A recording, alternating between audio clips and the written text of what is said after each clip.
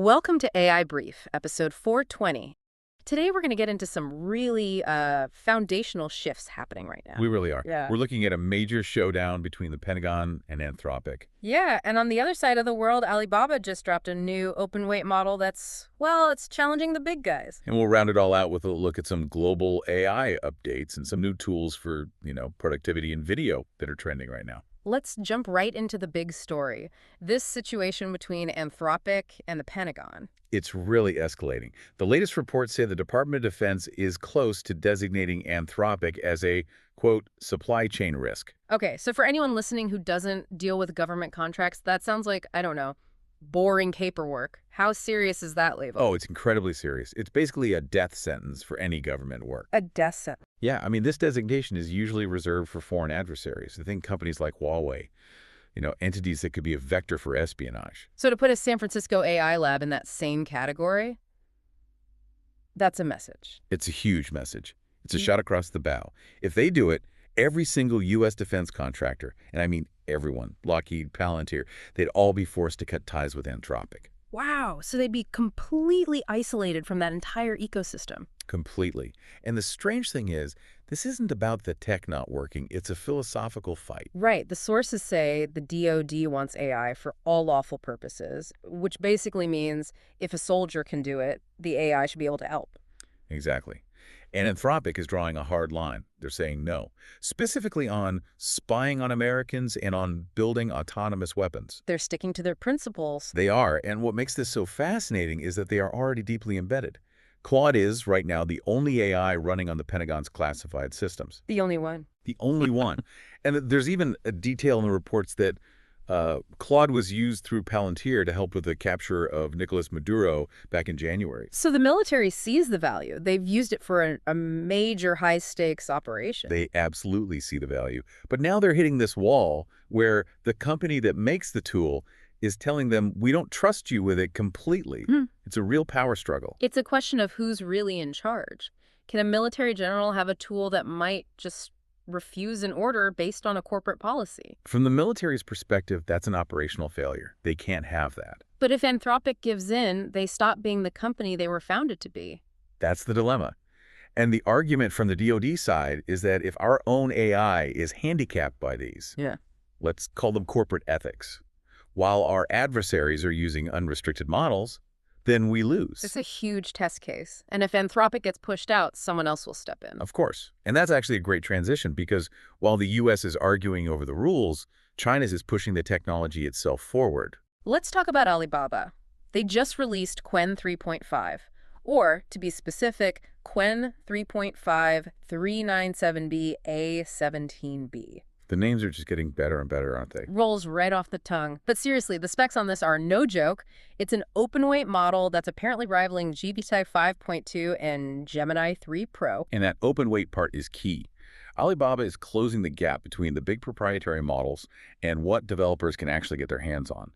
But the architecture is the real story here. It's a sparse mixture of experts' design. We hear that term a lot. Can you break that down for us? Sure. So think of a normal model as like one single expert doctor. You ask it anything, a simple question or a complex one, and you engage their entire brain. It's not very efficient. Oh, okay, makes sense. A mixture of experts, or MOE, is more like a huge hospital. Yeah. The model has 397 billion parameters total, like the hospital staff. But when you ask a question, it only routes you to the 17 billion parameters that are specialists in that area. So if I ask it to write code, the poetry expert doesn't wake up. Exactly. And then it's a huge leap in efficiency.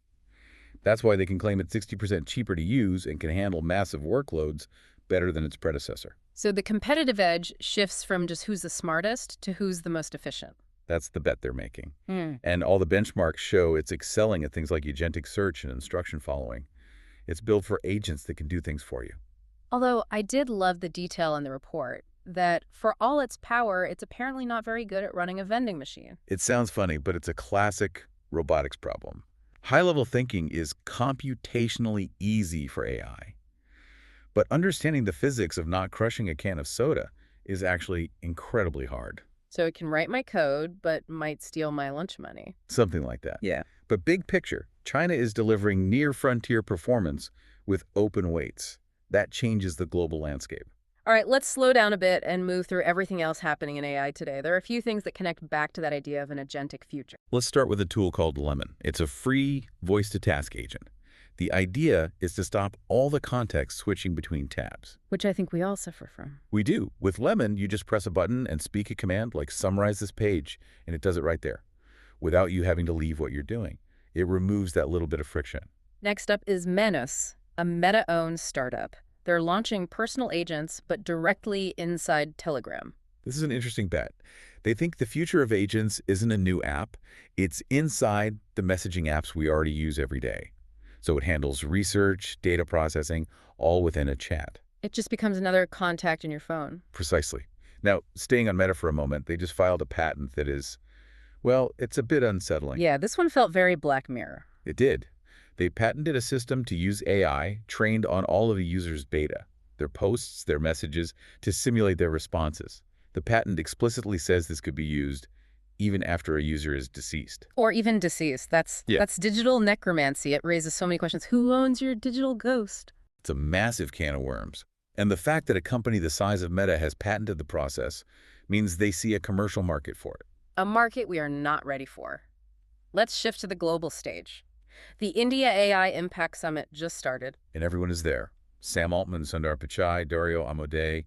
It's a clear signal of the market's importance. And the data confirms it. India is the second largest market for both ChatGPT and Claude. Which is why Anthropic just announced they're opening a new office in Bengaluru. It's about talent acquisition. The center of AI development is becoming much more distributed. Meanwhile, over in Europe, XAI is running into some trouble with regulators. Yes, the Irish Data Protection Commission is now probing Grok over the generation of sexualized images of women and children. It's the classic content moderation fight. It is, but XAI has positioned itself as the less censored alternative. This is a direct test of that stance against European safety laws. But here is the critical link back to our first story. While XAI is fighting regulators in Europe, they are competing for a $100 million Pentagon contract in the U.S. And that contract is for voice-controlled, autonomous drone swarming technology. The exact kind of thing Anthropic refuses to build. Exactly. So as the Pentagon is potentially pushing Anthropic out for being too restrictive, XAI is right there, positioning itself as the company that will build what the military wants, no questions asked. It's creating a clear split in the industry, the safety-first labs and the defense-first labs. One last quick update. 11 labs, they've launched a new government initiative. And this is more about public services, right? Right. Secure, multilingual voice and chat AI for government agencies.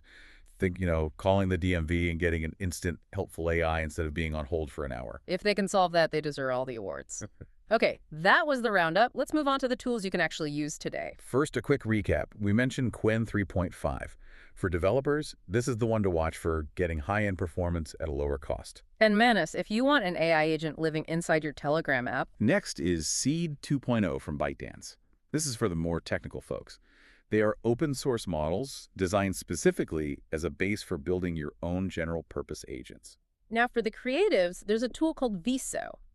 It turns raw copywriting into a polished visual with a single click. Yeah, no more fighting with design software. It analyzes the text and just builds the graphic to match the tone and content. It's basically automating the junior designer role. Then there's Tem Video. This one takes images and raw footage and turns them into those viral-style, user-generated content ads you see everywhere. It automates the whole aesthetic, the fast cuts, the captions, the pacing. For social media marketers, that's a huge time saver. StoryShip is another video tool, but it's focused on product demos. It takes your screen recordings and turns them into professional demo videos. Right. It smooths out all your mouse movements, adds zooms, cleans it all up automatically. And finally, Vimo, another text-to-video generator. What's different about this one? Its main feature is physics-aware motion. A lot of AI video feels floaty and weird because the physics are wrong.